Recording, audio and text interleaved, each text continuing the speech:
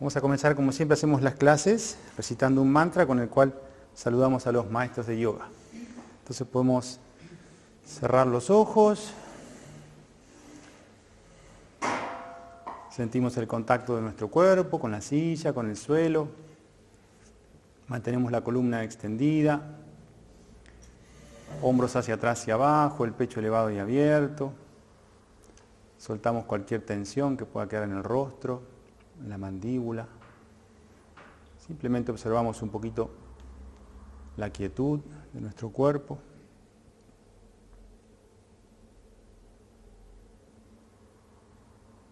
Juntamos nuestras manos en Anjali Mudra delante del pecho. Es un gesto que expresa gratitud. Vamos a cantar el mantra Om Shri Gurubhyo Namaha. Inspiramos. Om Shri Gurubhyo Namaha Harihi Om. Bien, bajamos las manos, abrimos los ojos. Les doy la bienvenida a este encuentro de meditación. Siempre recitamos este mantra con el cual saludamos a los maestros de yoga porque entendemos al yoga como una tradición de enseñanza, ¿sí? Que está conformada por un montón de profesores, profesoras que hacen la tarea de transmitir esta enseñanza, ¿sí? Una enseñanza milenaria que tiene la función de ayudarnos a vivir con mayor armonía o con mayor paz en la relación con nosotros mismos, las demás personas y el mundo. Cuando digo el mundo digo los hechos, ¿sí? Lo que acontece en la vida. Entonces hoy nos convoca a un encuentro de meditación y la meditación es una herramienta que brinda el yoga para lograr armonía con nosotros mismos, ¿sí? Para tener armonía principalmente en nuestra mente. ¿Pueden abrir allá? ¿Hay alguien que llegó? La meditación es una herramienta que nos ayuda a estar en armonía con nosotros mismos a través de equilibrar el sistema nervioso. Eso es lo que hace la meditación, ¿sí? Es una herramienta, una práctica mental que lleva a nuestro sistema nervioso a un estado de equilibrio, y ese equilibrio del sistema nervioso se refleja en una mente que tiene más claridad, más calma, una mente que nos permite pensar mejor, una mente que tiene más capacidad de enfocarse, ¿sí? Básicamente lo que sentimos con la práctica regular de meditación es una mente menos reactiva, una mente menos impulsiva, ¿sí? Una mente que nos devuelve esa capacidad de poder elegir antes de actuar. Si la mente es reactiva es todo impulso, todo mecanicidad, todo en base a lo que yo aprendí antes y no puedo reflexionar si hago una acción u otra, si tengo que hablar o quedarme callado. Esa posibilidad se pierde, ¿sí? Entonces se dice que muchas veces lo que hacemos es justificar de manera intelectual las acciones que fueron impulsivas, ¿sí? La meditación es una herramienta, junto al contexto de yoga, del cual hoy vamos a hablar, que ayuda a sacar ese nivel de reactividad. No es que nos va a tornar lentos, sino que nos va a tornar mucho más lúcidos en la forma de observar la mente y de tomar decisiones, ¿sí? Podemos entender al yoga también como una maestría sobre la mente. Entonces, hoy nos convoca la meditación, vamos a hacer una práctica de meditación, pero antes me gustaría conversar con ustedes algo que tiene que ver con el contexto del yoga, ¿sí? Porque dijimos que el yoga busca la armonía con nosotros mismos, las demás personas y el mundo. La meditación es una práctica individual, busco armonizarme yo mismo, ¿sí? Pero lo que nos dicen los maestros de yoga es que es muy difícil sentarse a meditar, a buscar esa armonía, si no tengo una mínima armonía con las demás personas y con el mundo, es decir, con la vida, con los hechos, ¿sí? Entonces, antes de hacer la práctica de meditación, voy a compartir con ustedes un valor, una virtud que se transmite en el yoga que se llama Kshantihi, que es la amable aceptación de aquellas situaciones que no podemos cambiar. Es una virtud que si la logramos trabajar, cultivar y vivir a través de esa actitud, vamos a tener menos conflicto emocional con la vida, con las personas, ¿sí? Y llegó alguien más si quieren abrirla ya, ¿no? Entonces, voy a hablar unos minutos sobre Kshantihi, la amable aceptación. Vamos a hacer una práctica de meditación y al final dejamos un rato para todas las preguntas que tengan con respecto a lo que hablamos o preguntas que hayan quedado de antes también, ¿sí? Entonces vamos a hablar de la amable aceptación. Y partimos observando que en la vida nos acontecen situaciones agradables y desagradables, de los dos tipos, ¿sí? A todos nos pasa eso. No hay una persona que le pasen solo cosas buenas y una persona que le pasen todas cosas malas. Es una combinación. A lo agradable lo aceptamos amablemente, porque nos sentimos bien, nos sentimos cómodos, abrazamos lo que es agradable. Pero nos cuesta aceptar aquello que no es de nuestro agrado, aquello que no estaba en nuestros planes, aquellas cosas que acontecen en la vida, ¿sí?, que no están bajo nuestro control. Entonces, este valor de la amable aceptación es reconocer que hay experiencias desagradables, que en la vida hay situaciones que controlo y otras que no. Sobre aquellas que controlo y puedo hacer cambios, hago lo que tengo que hacer, pero hay otras situaciones en donde no tengo posibilidad de hacer. Si estamos acostumbrados a darnos diariamente una ducha con agua caliente, es agradable, perfecto, no hay nada que cambiar. Un día el calefón o el termo se rompe y hay una experiencia desagradable. ¿La acepto amablemente y me baño con agua fría todo el tiempo? No, intento cambiarla, si está en mis manos. Llamo a alguien que me solucione ese problema. Pero puede ser que sea un feriado largo y tengo que esperar 3 días, porque no tengo la posibilidad de comprar los repuestos. Tengo que aceptar que tengo que estar 2 o 3 días con esa situación desagradable. Pero hago algo para cambiarla, ¿sí? Aceptar amablemente no es resignarse y dejar que la vida nos pase por encima sin hacer ningún cambio. Pero tengo que aceptar que hay situaciones que no tengo control, que no puedo cambiar. ¿Sí? Hay situaciones, conductas, experiencias que no puedo cambiar. Un ejemplo muy claro que nos sucede a todos o a familiares cercanos es la enfermedad. Nadie desea enfermarse, pero la enfermedad viene. Es un hecho que no es agradable, acontece. Quizás hicimos muchas cosas para que eso no suceda. Yoga promueve un montón de disciplinas en cuanto al cuidado de la alimentación, del cuerpo, el ejercicio físico, cuidar la mente, la meditación. Pero eso no quiere decir que no pueda llegar a una enfermedad, ¿sí?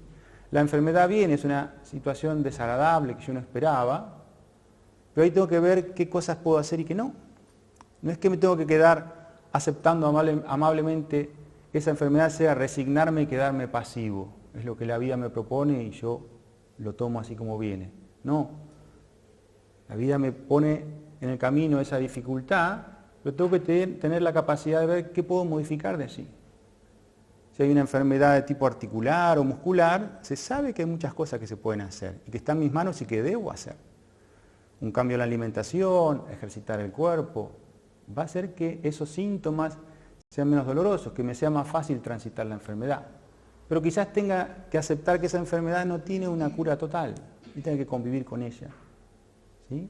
Entonces, aceptar amablemente es poder ver que en la vida va a haber situaciones agradables y desagradables, ver que hay ciertas cosas que puedo cambiar y otras que no, y ver que si no acepto, la otra opción que tengo al no aceptar es sufrir, padecer esa situación.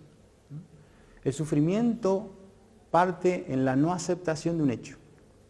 Una persona que se enferma y no acepta que se enferma porque ve que es una injusticia, que no le tendría que haber pasado a él, porque hizo un montón de cosas supuestamente para nunca enfermarse y se enferma, la no aceptación de ese hecho genera sufrimiento. Es decir, va a haber un dolor propio de la enfermedad, pero un sufrimiento mental asociado al tener que estar lidiando con esa situación que la siento como injusta, y ese tiempo que pierdo de enojo es un tiempo en el cual quizás demoro un tratamiento, demoro la posibilidad de tener una mente con más lucidez para ver qué puedo hacer para empezar a resolver eso.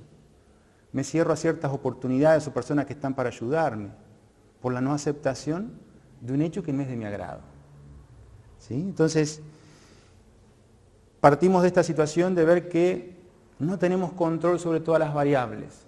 Entonces, algunas situaciones tienen que ser aceptadas porque es difícil cambiar, parte de ellas sí puedo cambiar. Este valor aplica mucho a las situaciones de la vida cotidiana, pero más que nada a la relación con las personas, ¿sí? Porque la vida implica relacionarnos con otras personas y hay muchas personas que son diferentes a nosotros.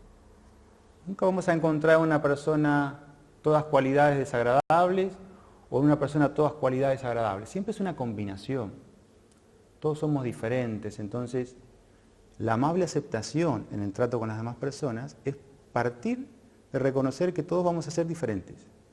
Tenemos diferentes gustos y aversiones, diferentes ideas, diferentes historias, diferentes formas de ver y vivir la vida, ¿sí? Y esa aceptación de la diversidad hace que no me genere tanto conflicto relacionarme con personas que son diferentes a mí.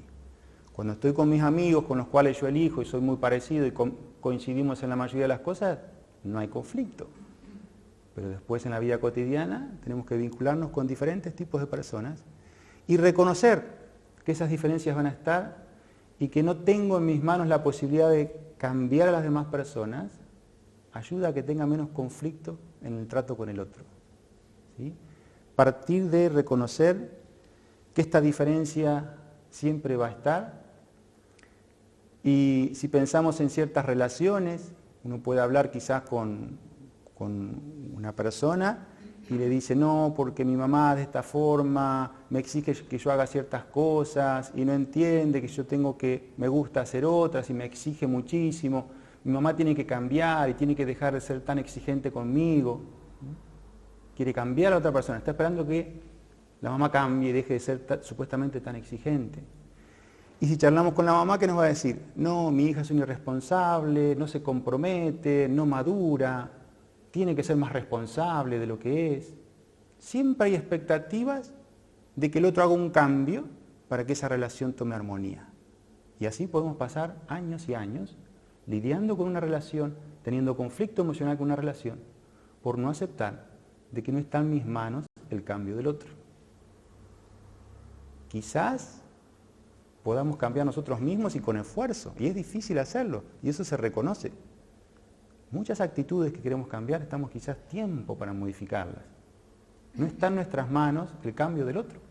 Si yo pongo mi expectativa de tranquilidad en la relación, en el cambio del otro, puede pasar mucho tiempo y el otro quizás no cambia. La amable aceptación no quiere decir pasividad, no quiere decir que yo me quede aguantando todo lo que acontece en la vida y que no le pueda decir al otro si hay una actitud que me genera dolor, ¿sí? Un cambio que yo creo que podría ser positivo en el otro. Amable aceptación quiere decir que el otro tiene que tener ganas de cambiar y que tiene que tener la voluntad para poder hacerlo. Pero no puedo poner mi felicidad, mi tranquilidad, mi paz interna en el cambio del otro. El yoga lo que nos propone es desarrollar ciertos valores para que te genere menos conflicto la diferencia con el otro. Sacá expectativas de que el otro tiene que ser de una forma u otra para poder encontrarte bien en esas relaciones. Este valor del que hablamos hoy, Kshantihi, la amable aceptación, es para que podamos convivir en la diversidad sin tanto conflicto. Y saber que si hay algo que está en mis manos hacer, es un cambio interno. Es mejorar o potenciar ese valor, la capacidad de aceptación de las diferencias. Tolerar las diferencias con el otro. Recalco esto, no quiere decir pasividad, resignación. Puedo aceptar al otro como es, puedo poner un límite y decirle que no. Puedo aceptar al otro como es y tomar distancia de una relación que me genera dolor. Aceptación es reconocer que no está en mis manos cómo se va a comportar el otro conmigo. Quizás puedo ir con una sonrisa, con una palabra amable, de una manera adecuada a vincularme con el otro, y me responde de una manera que yo no esperaba. ¿Sí? Entonces, Kshantihi, esta virtud de la amable aceptación, es abandonar ciertas expectativas y exigencias de que el mundo y las personas tengan que cambiar, y cuando todo el entorno cambie, ahí yo voy a estar en paz y voy a estar bien. Si yo tengo esa visión, el yoga lo que nos dice es, vamos a estar toda la vida intentando modificar a las personas, intentando modificar las conductas, intentando modificar el mundo. Y esas pocas veces acontece, o se acomoda por un ratito y se vuelve a desacomodar. O acomoda a una persona a través de la manipulación, del miedo, la vergüenza, para que se comporte como yo quiero, y me voy a encontrar a la vuelta de la esquina con otra que no va a hacer eso. Entonces, este valor lo que nos invita es a ver que estas diferencias están, empezar a bajar el nivel de expectativas de cómo tienen que ser los demás conmigo, de cómo tiene que ser el mundo conmigo, y hacer un trabajo interno. Desarrollar valores para que cada vez podamos tener más tolerancia a las diferencias. Y que podamos también poder disfrutar de las personas como son. ¿Sí? Que no estemos mirando al otro y encontrando todos los defectos para cambiarlo. Y que el otro cuando está con nosotros está apretado en una situación de no querer hablar, no mostrarse tal cual es, no mostrarse su espontaneidad, su naturalidad, porque se ve todo el tiempo juzgado. Lo mismo nos pasa a nosotros cuando estamos en una relación con alguien que nos está juzgando todo el tiempo, nos sentimos incómodos. Entonces la intención es que la aceptación parta de nosotros, de dar libertad al otro para que sea tal cual es, ¿sí? De no generarle exigencias de que cambie para que yo lo vea aceptable ante mí, para que el otro después pueda hacer lo mismo conmigo. ¿Sí? Amable aceptación es poder disfrutar de la diversidad de las personas tal cual son. Si no está esta amable aceptación, hay un sufrimiento. ¿Sí? El yoga básicamente lo que busca es sacar el nivel de aflicción de la mente, sacar el nivel de sufrimiento, a través de ciertas prácticas, una de ellas es la meditación, pero a través de muchas enseñanzas, ¿sí? De poder ver cómo funciona la vida. Entonces, por ejemplo, si no tengo amable aceptación con las demás personas, el sufrimiento viene porque pongo todo el tiempo expectativas desmedidas, exacerbadas en las demás personas, y genero un vínculo de mucha tensión, de mucha exigencia. El otro tiene que comportarse de cierta forma porque si no yo me enojo, porque si no yo lo puedo juzgar. Está todo el tiempo moviéndose dentro de un marco en donde supuestamente se ve aceptado por mí. Se ve muy exigida en esa relación. Esto no quiere decir que no haya un ambiente de respeto, pero respeto en las diferencias, ¿sí? Que nadie tenga que perder su espontaneidad, su naturalidad para vincularse conmigo. Cuando hago eso me pongo en el otro lugar. ¿Cómo me siento yo en un lugar donde no puedo mostrarme tal cual soy? Que tengo que estar callándome lo que pienso, que tengo que estar con cierta etiqueta porque si no el otro me va a ver mal. No es agradable, entonces tampoco puedo hacer lo mismo hacia el otro. En la relación con uno mismo, a veces también sucede que no aceptamos nuestras propias limitaciones. ¿Sí? A veces nos quieren hacer creer que todo es posible, entonces nos movemos con un nivel de exigencia tal, ¿sí? Y de expectativas exacerbadas que nos hacen también generar tensión a nivel mental. Y es con nosotros mismos, no es que nadie supuestamente de afuera nos exige, nosotros mismos nos ponemos un nivel de exigencia tan alto, ¿sí? Que sufrimos esa tensión. Y esto tiene que ver, por ejemplo, con la imposibilidad de reconocer que vamos a tener como personas dones y talentos y también limitaciones. No nos puede salir todo bien. Ciertas virtudes que están naturalmente en uno y las puede desarrollar, las puede compartir, ¿sí? Están para eso, pero también va a haber ciertas limitaciones, ciertos campos en donde tengo que pedir ayuda, ciertos campos en donde sé que va a haber más esfuerzo para poder desarrollarlos, ¿sí? Si no tengo esa amable aceptación de reconocer que voy a tener talentos y también limitaciones, hay un nivel de exigencia tan alto con uno mismo que genera también tensión y estrés. Y después tenemos un nivel de dolor, de sufrimiento, cuando no hay aceptación de los hechos que acontecen en la vida. Porque también a veces creemos que tenemos la posibilidad de controlar todas las variables, todos los botones para que en la vida suceda solo lo que yo quiero que suceda. ¿Sí? Entonces, cuando hablamos del mundo, hablamos de los hechos. Hay hechos que son comunes a la vida de todas las personas, o los que vivimos en un país, por ejemplo, y después hay hechos particulares en la vida de cada uno. ¿Sí? Entonces, ¿cómo desarrollamos esta capacidad de poder aceptar esos hechos? Primero reconociendo que no tenemos control sobre lo que nos va a pasar en la vida. Siempre cito un verso de la Bhagavad Gita, en donde el maestro Krishna le enseña a su alumno, Arjuna, le dice que tienes elección sobre la acción, pero nunca sobre su resultado. Lo que le está mostrando es un hecho que en la vida sucede, que es, tenemos libre albedrío, podemos elegir la acción que vamos a hacer, ¿sí? Pero no sabemos qué va a volver de esa acción que hacemos. Y el libre albedrío es relativo también, porque si tenemos un desborde emocional y mucho estrés, no elegimos. No manejamos por impulso, por reacción, ¿sí? Pero si tenemos una mente más o menos tranquila, o cuando hay momentos de cierta tranquilidad, podemos elegir qué acción hacer. hacer una acción, hacerla de manera diferente, dejar de hacerla, está bajo nuestro libre albedrío. Pero ¿qué va a resultar de esa acción? Nadie lo sabe. ¿Sí? Un ejemplo simple que ponen nuestros profesores es, hay una persona que todos los días tiene que cruzar una avenida para tomar el colectivo e ir a su trabajo. Tiene la capacidad de elegir, ¿sí?, cómo ir a su trabajo, decidir en colectivo, tiene la capacidad de salir a cierto horario para no llegar tarde. Todas las acciones que están bajo su capacidad de elegir, él las hace.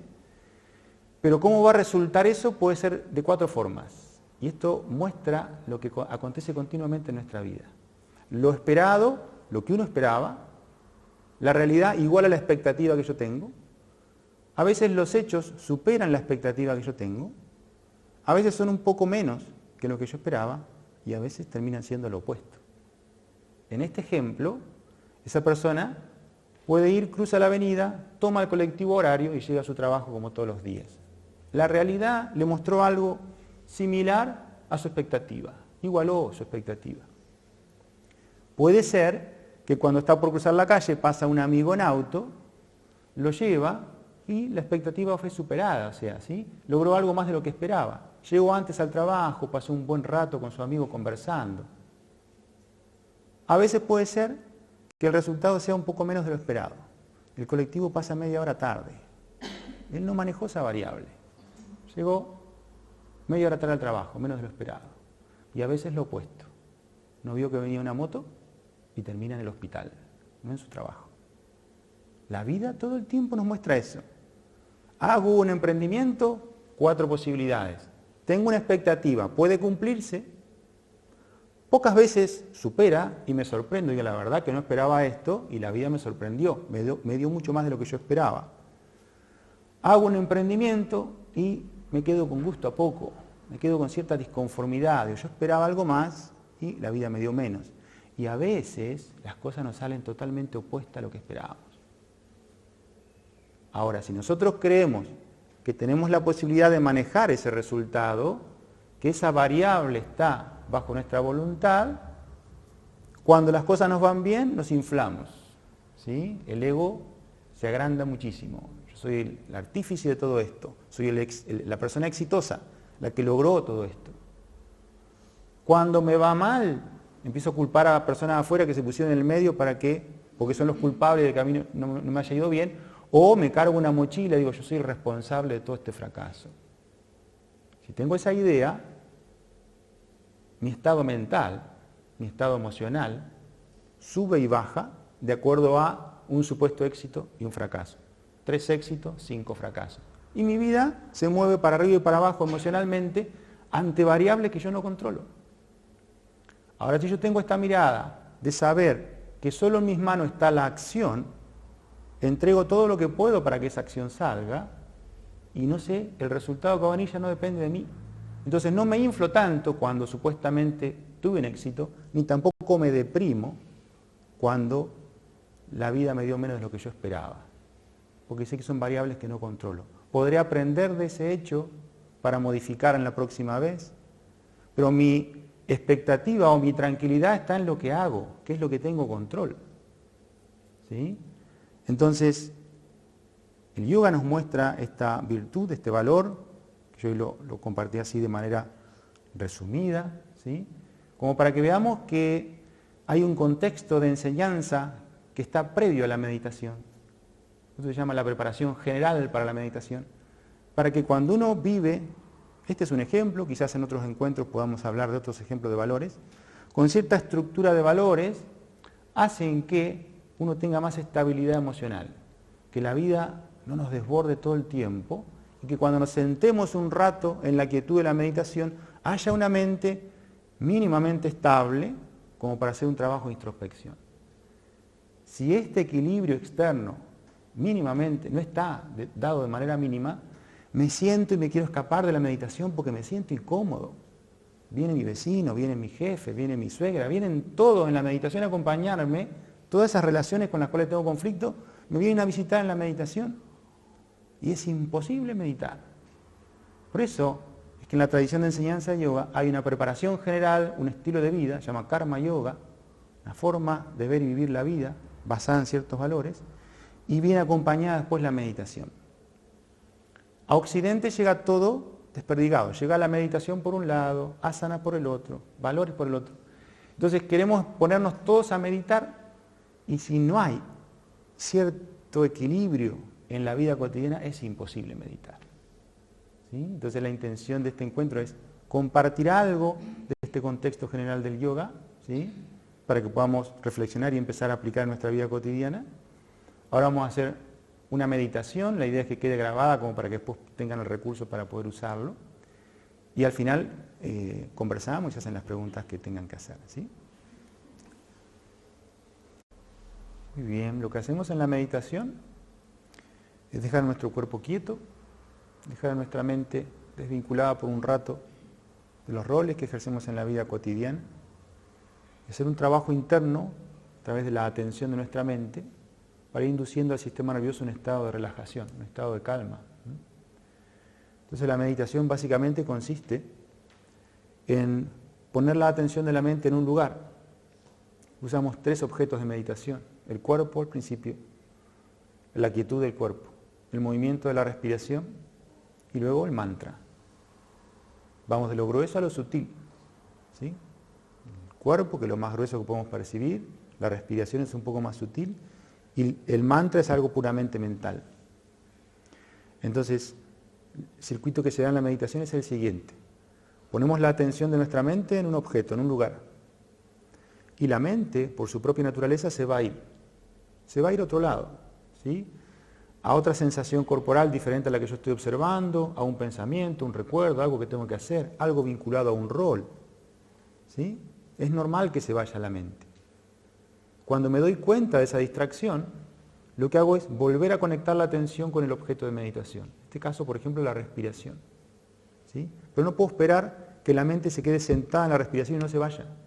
La naturaleza de la mente es móvil, como una cámara filmadora, no saca fotos, filma, ¿sí? Entonces el entrenamiento de la meditación es entrenar la capacidad de darnos cuenta de la distracción y volver a poner la mente en el lugar donde necesitamos que esté, aceptando que se va a ir, ¿sí? Pero ¿qué sucede? ¿Cuál es la diferencia entre una persona que empieza a meditar y un meditador experto? Las dos mentes se distraen, porque es la naturaleza. Pero en la persona que empieza a meditar, pone la mente en la respiración, la mente empezó a divagar, empezó a tener cierta ensoñación, se fue a cualquier lado, a recordar, a proyectar cosas. No sé cuánto tiempo pasó, me di cuenta de que estaba meditando, tengo que volver a la respiración porque estaba haciendo ese ejercicio. Pasó mucho rato, ¿sí? Un meditador experto, la mente se va a ir, pero se da cuenta rápido de la distracción y vuelve. Y no hay que ponerse a analizar a dónde se fue, por qué, mucho menos enojarme y pensar que mi mente no sirve para meditar porque me distraigo. Todas las mentes se distraen. No hay que perder tiempo, simplemente volver a conectar con la respiración. Ese es el circuito de la meditación, ¿sí? ¿Cómo se traslada eso a la vida cotidiana? Estoy charlando con alguien que me interesa tener la conversación, estoy atento y veo que mi mente se fue con una palabra que me dijo y me enganché, me fue a cualquier lado, vuelvo y conecto con la persona con la que estoy hablando. Y la mente se va a ir otra vez porque pasó un auto, me dio una distracción, vuelvo otra vez. Escucho una conversación de otra persona, se va, vuelvo otra vez. La mente se va, pero el entrenamiento es volver, ¿sí? Entonces, esto tiene que quedar muy claro. Más que poner la mente en un lugar y que se quede, es desarrollar la habilidad de volver, estar todo el tiempo volviendo al punto donde yo le digo a la mente que esté. De esa forma, entrenamos la capacidad de la atención. Cuando hablamos de meditación, hablamos de atención. Eso me sirve para la vida cotidiana, para cualquier actividad en lo laboral que tenga que hacer, en resolver situaciones, puedo tener más capacidad de enfoque, en el vínculo con las demás personas, puedo tener más capacidad de estar mirando a los ojos a la otra persona, leer su gesto, su corporalidad, ver, poder percibir las emociones que está sintiendo, la intención que hay detrás de sus palabras, ¿sí? Esa capacidad de estar ahí 100%. De otro modo, la mente tiene como su naturaleza divagar, ¿sí? Esa es la base de la meditación. Lo comento para que saquemos esas expectativas de que poner la mente en blanco, no pensar en nada, o que es desarrollar la capacidad de quedarse en un punto fijo y no irse nunca, ¿sí? Es un entrenamiento, es ir en contra de lo que la mente está acostumbrada a hacer, entrenar esa capacidad. Y para esto no hay misterio, no hay magia, es todos los días un poquito, es un entrenamiento que le doy a la mente para mejorar claridad y concentración. Y después cuando hablamos de beneficios de la meditación, que se reflejan por ahí más que nada a nivel corporal, son consecuencias de llevar nuestro sistema nervioso a un estado de relajación, sacar al sistema nervioso del estado de alerta, que es lo que llamamos estrés, ¿sí? Por eso es que es algo que tiene que estar todos los días, ¿sí? Ejercitando todos los días.